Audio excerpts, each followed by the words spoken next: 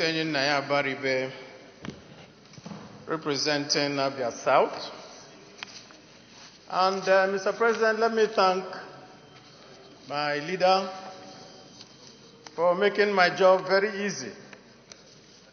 I counted the number of times he mentioned law in his speech, 15 times, saying that everything is low.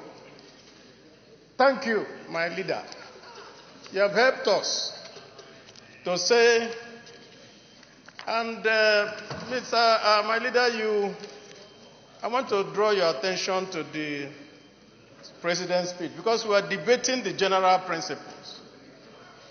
In every budget speech, what we normally see is that they will give it a name. Last year, it was a budget of consolidation.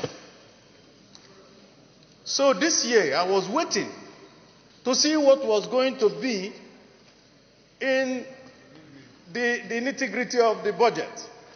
And I saw that there were very many things that were put and jumbled together.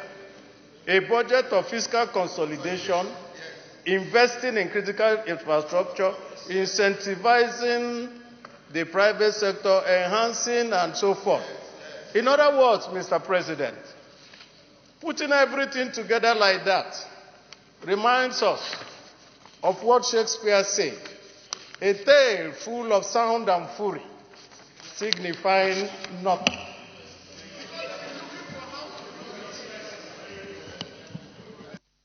Minority Leader, this is not a literature class. We are debating the budget. Thank you, Mr. President. I want to suggest a name to those who wrote this speech for Mr. President, that this is nothing but a budget of taxation.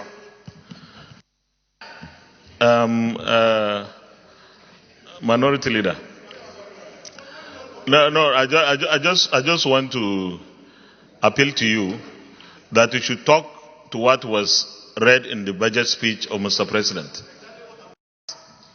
That, how would you talk about job creation when you do not invest in what will create jobs? Debt servicing as a component is higher than capital expenditure. 2 trillion for capital expenditure, 2.4 trillion for debt servicing. The projected growth that they put in the budget, was read by Mr. President, was 1.9%, less than the population growth of 2.6%. So if you look at it globally, we're still struggling. That's why I was very, very happy when the Senate leader said that we may have to take over and direct the economic policy of this government. Haven't seen that they have not done anything and they have failed. Thank you, leader, for telling us to take over. Well,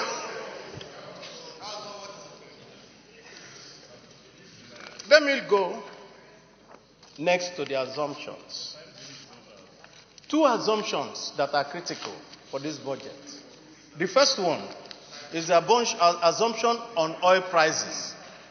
I know that our people were very happy when there seemed to be a little problem in the Middle East with Iran, which will lead to a spike in oil price. But that seemed to have petered out, which means that our projection for the cost of oil may also be off the mark.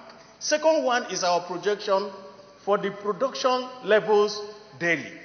Last year, the average production level was 1.8 million barrels per day.